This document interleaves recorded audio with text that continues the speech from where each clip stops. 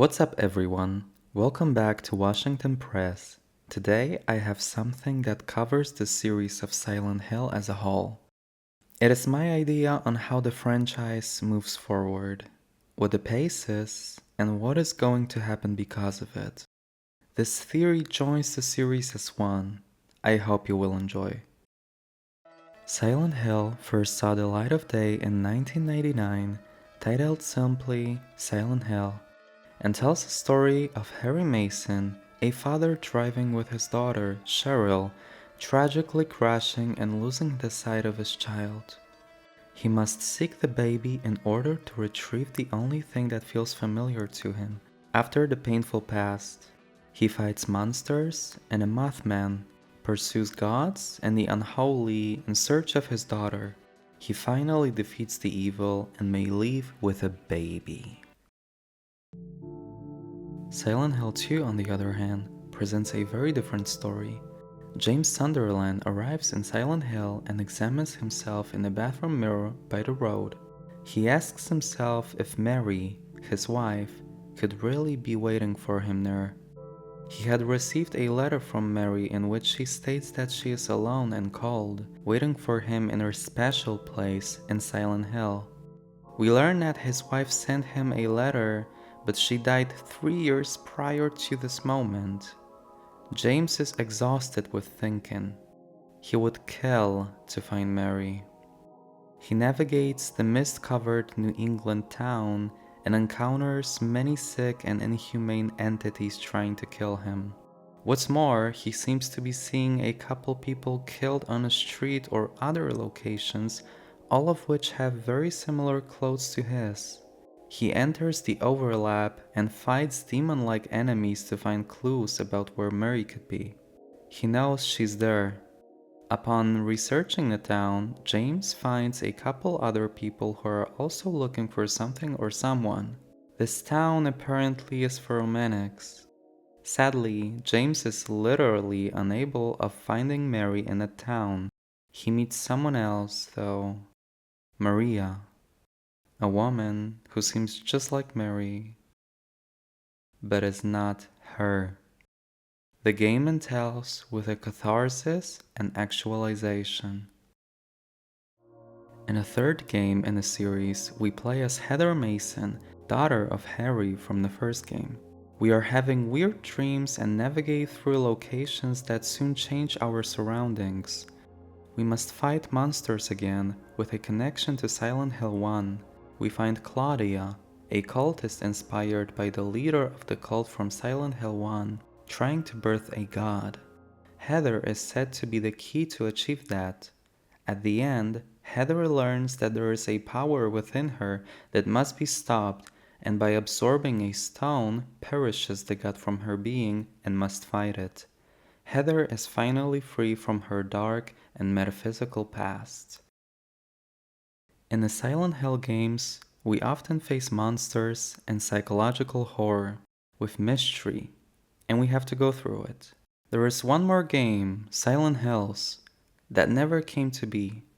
In 2014, a demo called PT, meaning simply playable teaser, was released by Konami and it shocked the world.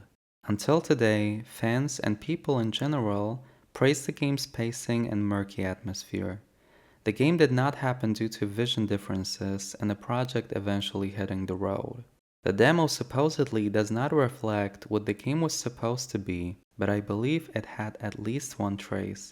It being a series of family murders and families going insane, reciting numbers, and entering a weird trance. Not much was happening in the franchise until the announcement of Silent Hill F came around. In 2023, a short and very promising trailer was released, much to the world's surprise and my own personal admiration. This is why I cannot wait to play this game. I believe the new entry will flower in all Silent Hills together into a beautiful bouquet. After the success of Silent Hill 2 Remake and the latest announcement of Silent Hill 1 Remake, I would like to expand the lore of the series by predicting what will happen and exactly why the games are being remade. especially the first one.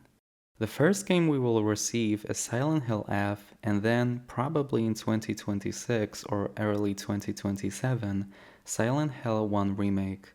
This is very important that the remake is coming after F.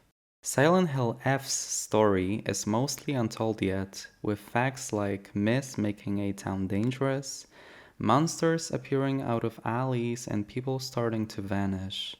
Hinako, the protagonist, must make her way through this nightmare, and it is highly hinted at that she is dead.